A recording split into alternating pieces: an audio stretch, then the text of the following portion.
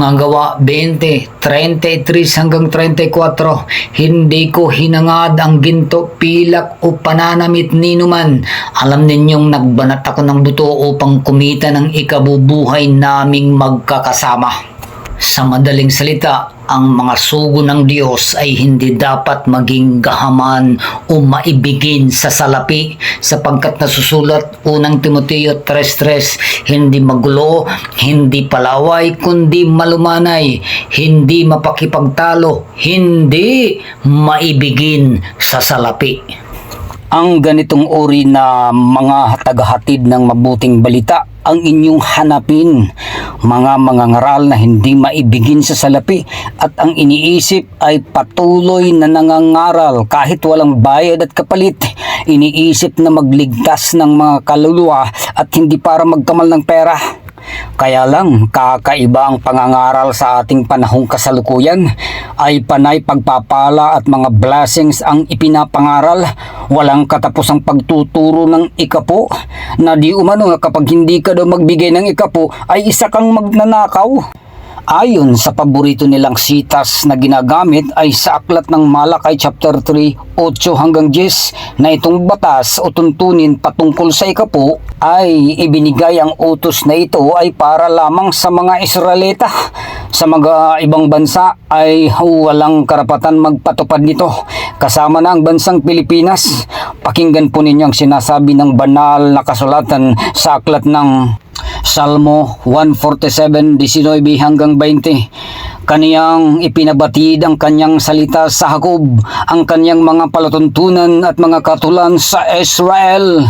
Siya'y hindi gumawa ng gayon sa alinmang bansa, at tungkol sa kaniyang mga kahatulan, hindi nila nalaman. Purihin ninyo ang Panginoon. Sa makatuwid, ikaw na hindi kabilang sa bansang Israel, tayo na mga taga-ibang bansa, ay hindi po ito ibinigay na utos sa atin. At bakit ninyo ito ipinapatupad sa inyong simbahan? Alam niyo ba kung ano ang sabi ni Apostol Pablo sa aklat ng Romans 10:4, sapagkat si Kristo ang kinauuwian ng kautusan sa ikatutuwid ng bawat sumasampalataya. For Christ is the end of the law for righteousness to everyone that believe it. Pagka sinabi po, for Christ is the end of the law, na ang ibig sabihin na may mga ilang utos o batas ng Diyos katulad ng ikapo sa Israelita noon ay binago at hindi na ipinagpatuloy at pinatupad pagdating ni Kristo. Dalawang sitas ang patunay na binanggit ni Kristo patungkol sa ikapo, na pawang negatibo at mga pagpapaimbabaw lamang ang mga nagbibigay ng ikapo. Pakinggan po ninyo. Lucas 11:42, datapwat sa aba ninyo mga Farisayo, sapagkat nagbibigay kayo ng ikapo ng yerba buena at ng roda at ang bawat gugulayin, at pinababayaan ninyo ang katarungan at ang pag-ibig ng Diyos. Datapwat, dapat ngang gawin ninyo ang mga ito at huwag pabayaan di ginagawa ang mga yaon. Lucas 18:11 hanggang 12. Ang Farisayo ay nakatayo at nanalangin sa kanyang sarili ng ganito: Diyos, pinasasalamatan kita na hindi ako gaya ng ibang mga tao, na mga manglulupig, mga liko, mga mapangalunya, o hindi man lamang gaya ng maniningil ng buwis na ito. Makalawa akong nag-aayuno sa isang linggo, nagbibigay ako ng ikapo ng lahat kong kinakamtan. Itong dalawang sitas na ating binasa na nagpapatunay bilang negatibo at mga pagpapaimbabaw lamang ang mga nagbibigay ng ikapo. Kaya po, ni isa sa mga apostol at maging si Kristo ay wala na po tayong mababasa na ipinagpatuloy at ipinatupad ang batas na pagbibigay ng ikapo. Bagkus ang ipinairal na binago na turo ay patungkol sa pagbibigay ay yaong kusa o pasya na kanyang puso.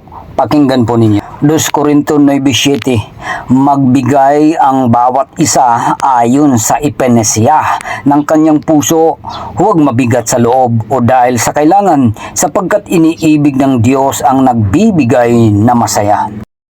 Ang tinutukoy po na pasya ng kanyang puso ay patungkol sa abuloy, hindi po ikapo. Dahil kahit isang sitas, walang turo ang mga apostol patungkol sa ikapo, bagkos ay ang patungkol sa abuloy or gef. At pagka sinabing gef, ito'y handog willingly na pagbibigay na tulad sa panahon ni Kristo na kanyang pinagmasdan ng mga nagbibigay o naghuhulog sa kabangyaman sa Marcos 12:41 hanggang 44. Kinalugdan ng Diyos ang babaeng bao na nagbigay kaysa mga mayayaman. Pero take note po, isang kabangyaman ang pinahintulutan ni Kristo sa loob ng templo na makikita. Isang box offering ang makikita lamang sa loob ng templo. Pag ang inyong simbahan higit pa sa isa sa kabangyaman o box offering o mga sangkatutak na mga box offering ang inyong makikita sa loob ng simbahan, ay kaibigan, umalis ka na sa relihiyon na yan dahil hindi kaligtasan ng kanilang ipinapangaral kundi bagkos pera-pera lang upang sila yumaman. Sila po ay mga bulag na taga-akay.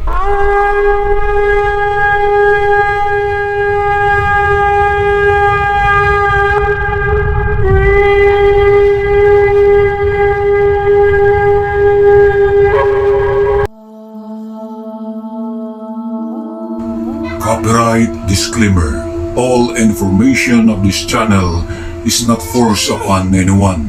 Credits to the owners of all media used here. Article 10 of Human Rights 1998, Freedom of Expression. Everyone has the right to freedom of expression, includes internet and social media, to hold opinions and impart information and ideas without interference by public authority.